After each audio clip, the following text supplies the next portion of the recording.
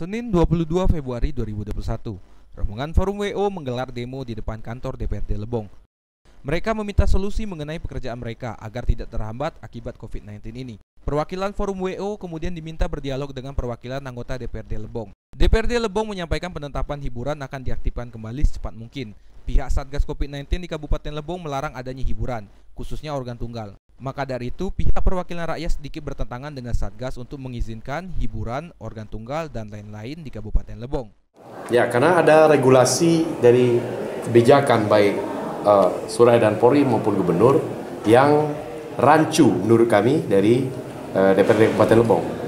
Contoh, izin keramaian diperbolehkan dalam pesta pernikahan, jamuan kutai, apapun itu. Bahkan dengan pelaminannya, tamu undangan pun diperbolehkan datang. Jadi terkecuali hiburan organ tunggal. Jadi menurut kami ada kebijakan yang rancu di Satgas Covid Kabupaten Lebong.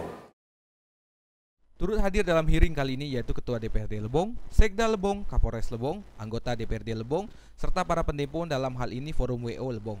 Aksi demo ini akan dilanjutkan besok guna mendapatkan hasil atau solusi yang bisa diterima oleh pihak Forum WO. Dari Tubei, Widya dan Dika, Lebong TV melaporkan.